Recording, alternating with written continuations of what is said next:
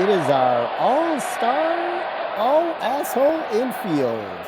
Yes, we are taking the Major League Baseball All-Star ballot, removing everyone except for the 5 teams we cover, and going over the stats and qualifications of each of those 5 to determine the Major League A-holes All-Stars this year. So we're going to break it down to the 5 infield positions tonight. We'll split it up into outfielders and DH next week, and then we'll do pitchers and starters and relievers in 2 weeks. That will actually be All-Star week then. So we'll be wrapping this up right in time. So Look at that. I think we might as well start right at first base if you'd like. Sure. We're going to start at the bottom, everyone, and work our way up. This is kind of based on WAR, really. Well, Major League Baseball, I pulled all these stats from the actual ballot. It's funny. MLB shows batting average, which is hilarious. Then they go run. I think they do what, RBI, home runs, and OPS, which is great. At least they do OPS, but I think it's hilarious they even bother to include batting average. They love batting average. They still do. I replaced that and looked up WAR on Baseball Reference, so technically it's BWAR, just to give you a comparison. That throws in, of course, the defensive metrics and base running. So it's not just offensive stats that we're basing on. So again, this is subjective. You and I can come up with different reasons. We're just going to come up with a consensus for the position, the selection for each position. But so you can use WAR if you want. I just wanted to put them up there so we have a frame of reference for everybody at least. So yeah. So we'll start at the bottom. With the Cubs and Trey Mancini. He's got a -0.8 WAR, 4 home runs, 21 RBIs, and a 680 OPS. Literally every player from every starter from every team gets put on the All-Star ballot. So that made this exercise a little bit easier. I could just pull it from that. But Trey Mancini is not going to be an All-Star. He's not going to be a Major League A-holes All-Star either. Coming up next is Torque. He's a -0.1 WAR, which I was a little surprised at. Yeah, and that's where WAR is confusing, and that's where you kind of don't want to put too much weight into it, especially when it's in those low levels. But it's hard to say. Yeah, 8 homers, 34 RBIs, pretty productive there, and a 699 OPS. He's a good defender too. His OPS is pretty low, and I think that's changing slowly. But yeah, Torkelson was a little bit lower than I thought he would be. Up next, must be from the Oakland A's because I don't know who it is. Ryan Noda. Yeah, you're going to get a lot of those. So. He's having a good year. Yeah, WAR 1.8, 7 dongs, 26 RBI. He's on my fantasy team. 819 OPS. My first place fantasy team. Look at this, guys. Look at this guy. Up next is White Sox first baseman Andrew Vaughn. Gene Hondo impression over there? Yeah, a WAR of 0.3. I thought that was probably also as a little. Yeah, that's confusing too. How low? Because he's got 10 homers and he leads the pack with 42 RBIs and a 750, not the OPS, but a 72 OPS. And then number 1, because he's the most well-rounded first baseman, is the way we'll say this, is LaMonte Wade Jr. for the Giants. He's got a 2.5 WAR. 9 homers, 27 RBIs, and an 878 OPS. Yeah, he also bats in the leadoff spot, which is a little bit different.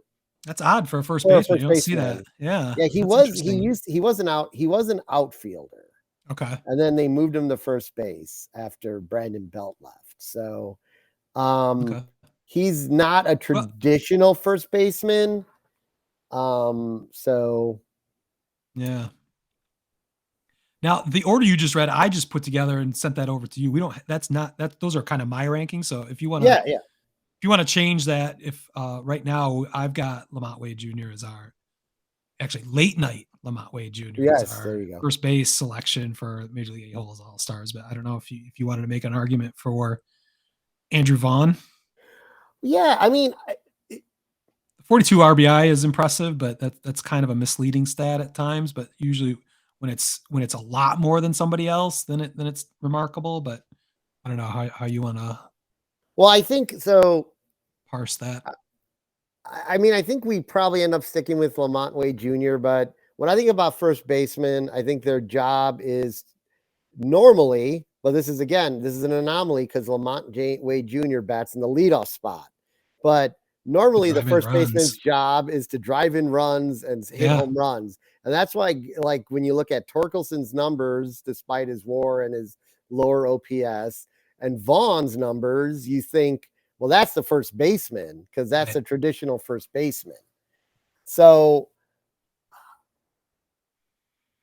I don't know. I got to make a choice here. I mean, there can only be one Major League A-holes all-star at first base. I mean, it's so weird because to me, WAR kind of tells it all. LaMonte Wade Jr. is the best well-rounded player out of the other four at that position. So it's not even close. It's not even close. Look at it too. So yeah, I mean, Noda's closer at 1.8, but yeah. But yeah, okay, LaMonte Wade Jr. it is. Cool. All right. We'll now that we've got all the baselines established, we have everything understood now. I think we can go quicker through these next four. So maybe it's gonna be second base. It was gonna be the all Giants team. It's gonna be weird. It might be. There's quite a few Giants. You are the best team in the league too. So. Tony Kemp has a WAR of negative 1.3, one home run from the bottom once again. 488 OPS. Yikes. Something not terribly better is one Elvis Andrus with a negative 0.8, one homer. What? Not making the same impact he did at the end of last season. No, but the interesting thing about Elvis is his negative WAR has to do from his offensive stats, not his defensive stats. One homer, 13 RBIs, and a 530 OPS. Coming up next, Detroit Tiger Zach McKinstry. He's got a WAR of 1, 5 home runs, 14 RBIs, and a 715 OPS. Also, I think he was a badass of the week, wasn't he? That was Zach Short, actually. But sorry, different Zach. But yeah, McKinstry was one of the Tigers' hottest hitters for a time. Actually, just came over from the Cubs, believe it or not. But yeah, I don't think I've liked his contribution. He's been a fire, like a spark plug for the team, but I don't think he's necessarily an all-star.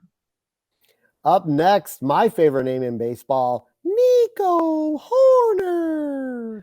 Is that like a pop culture reference that I'm not getting? Like, is that a cartoon? Like, what is that? Yeah, you've done that before. Yeah, it's like I forget what cartoon it is, but his name just fits perfully into it. So that's I haven't watched cartoons in quite some time. So I'm just you got a 12-year-old and a 9-year-old. Your life will change. Your WAR is 1.9. Not yours, Smitty. I think Nico's is 1.9. Sorry. If I had a 1.9 WAR, just imagine how different this podcast would be. We'd have listeners. Exactly. 4 homers, 35 RBI, 708 OPS. Very solid season so far from Nico. He's spent a lot of time on the IL as well. So yeah, true. And holding on to the number 1 spot yet again is San Francisco Giant, Thairo Estrada, who I love. He's a spark plug. He gets the lineup going. He's got a 2.4 WAR, 9 homers, 28 RBIs, 807 OPS. I mean, I think that's pretty easy. I think Nico would have given him a run for his money if he hadn't spent the time on the IL. But I think the way the stats spell out right now, it's pretty obvious. It's your Giant. But I've never heard of your guy before. So you never heard of Estrada? Thairo Estrada. He's another farm system boy. I don't watch a ton of West Coast National League baseball, so it's the one team that has an above 500 record on this fucking podcast, man. I have to start. Respect. So we will put him. We've got 2 Giants now as our all-star selections. We're about to have 3.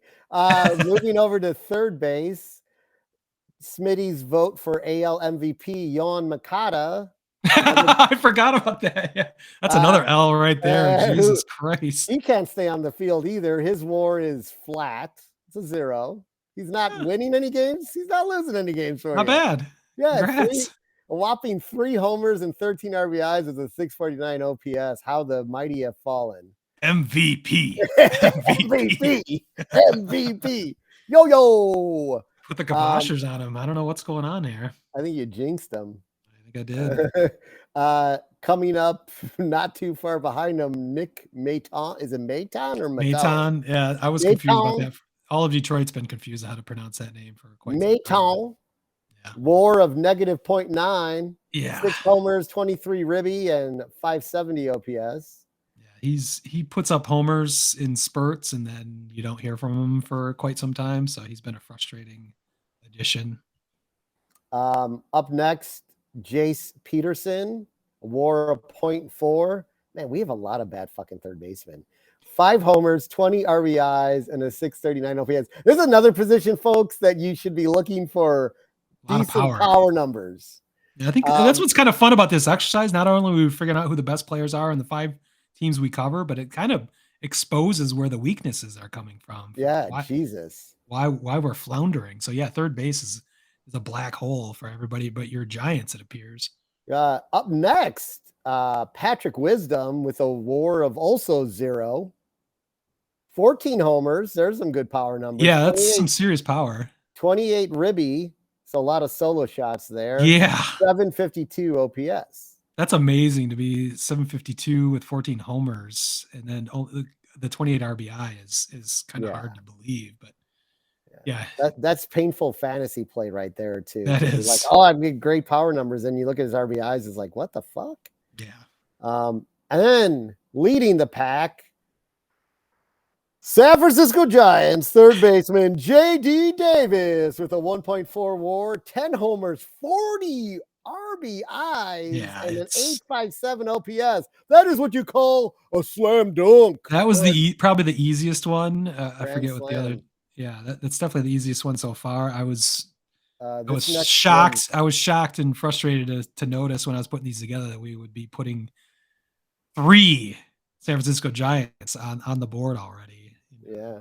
All-star selections. Next one's going to be pretty easy too. Okay. We're going to start at the rear again in shortstops, and the aforementioned Tim Anderson is leading the charge from behind. He's got a -0.8 WAR. He's got no home runs this year. He's got 10 RBIs and a 584 OPS. I mean, this is starting to put things in context. We've talked about Tim a lot and what a bad season he's having. He's the worst shortstop of Major League A-holes, which is hard to believe.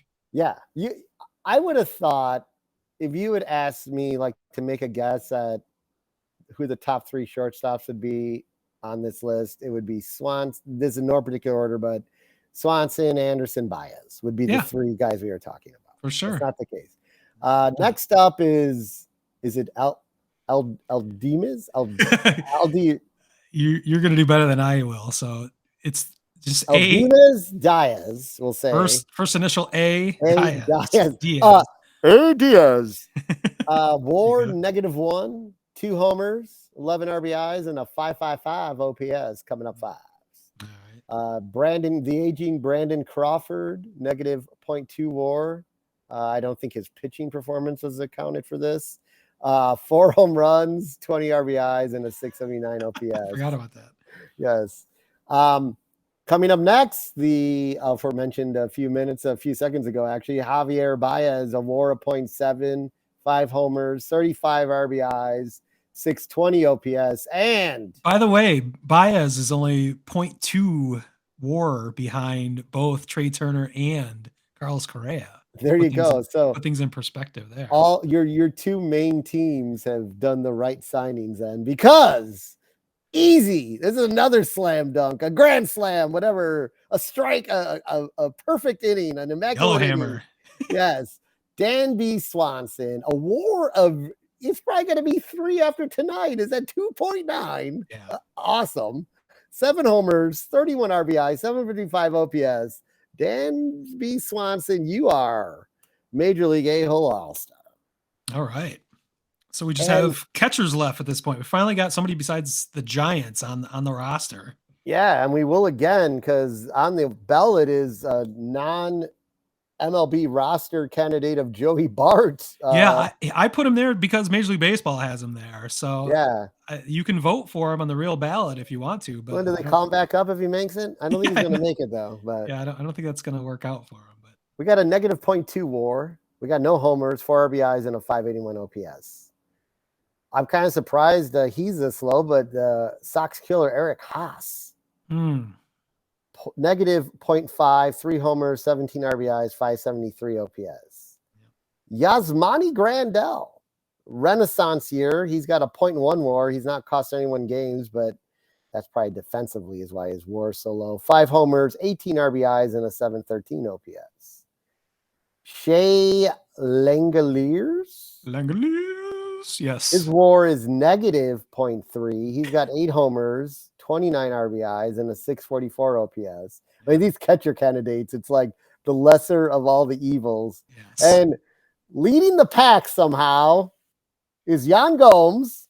Love Yan Gomes. He has a positive WAR. Only him and Grandal have positive WARs on this list. His is 0.8. He's almost giving you a game. 7 homers, 23 RBIs, and a 760 OPS. I mean, that's a solid OPS too for a catcher. So I like that. Yeah, I mean, I kind of think the infield is 3 Giants and 2 Cubs. I mean, that's just how it goes. I think that's not how I drew it up. But that's how it's going to be. So I think that's fun. I think I wasn't sure. We do. I think in years past we've done Major League A-holes All-Stars, but I don't know if we've done it in this format. So I kind of like it. We're also spreading it out over 3 shows, so we've got time to digest. That's what's better about That's this. probably what I think we did all of them in one segment last year. So yeah, and I think we would just like bicker over each guy we thought should be it versus in a more diplomatic fashion like this. Yeah, I don't think we had the stats in front of us either, so it'd be easy. It's self-evident. Well, fuck you. Well, your guy has a chew problem. He's addicted. So we'll keep this up. I'll put together the numbers for outfielders and DH for next week. We can go over those. We'll put together that. We'll get some White Sox on this goddamn list. Yeah, finally. Maybe we'll get a Tiger. Gotta find a way to get an Oakland A on the roster as the rules. Just like I have an Oakland A on my roster because of injury. I forget who it was. I've got a few actually, but yeah, they're not terrible. Like if you remove them for single fantasy stats, they're not so bad. Yeah, exactly. We'll have more to talk about. So I think that was a successful experiment. Yeah, that worked out well.